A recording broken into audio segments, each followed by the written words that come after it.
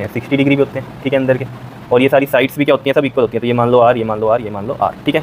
अब मेन कहानी जो आती है कि इसके सेंटर से ये जो डिस्टेंस है ये वाले, ठीक है, ये कितने होंगे, ठीक है। तो ये मैंने मान लो x मान लिया, तो इसकी वैल्यू अब हम निकालते हैं। देखो ज़रा, देखो जी, सिंपल सी कहानी है, ये x हमें निकालना है। तो उसके लिए देखो मैं क्या करूँगा, यहाँ पर ये होगी साथ, ये x होगा, ये भी x होगा, ये भी x होगा। तो एक निकाल लो यहाँ से। मैं यहाँ पर एक परपेंडिकुलर डालता हूँ, परपेंडिकुलर डालूंगा तो ये कितना बन गया हमारे पास 90। और ये जो एंगल बन रहा है यहाँ पर, ठीक है, ये 60 के बिल्कुल बाइसेक्ट करता हुआ जा रहा है। तो ये कितना बनेगा आपके पास 30 बनेगा, ठीक है। ये वैसे भी आप समझ लो, इधर भी आर एंगल 60 है, तो इसके बिल्कुल मिड से ही जाएगी ये चीज़, ठीक है। नहीं तो ज़्यादा सोचने की बात नहीं है, ऑब्वियसली बात है, इसके सेंटर पे हमें वर्टेक्स से डिस्टेंस डालने हैं, तो ये बिल्कुल इसके बाइसेक्ट करते हुए जाएंगे, ठीक है। तो ये 30 डिग्री का एंगल हो गया। तो अब यहाँ पर हमें ये वैल्यू निकाल, ट्रायंगल है हमारे पास एक, ठीक है। इसमें सोचो ये एंगल हो गया और ये 90 डिग्री, 90 डिग्री के सामने वाली हमेशा हाइपोटेन्यूज होती है और एंगल के सामने वाली हमेशा क्या होती है, परपेंडिकुलर होती है। तो हमें क्या वैल्यू चाहिए, हमें चाहिए इस हाइपोटेन्यूज की।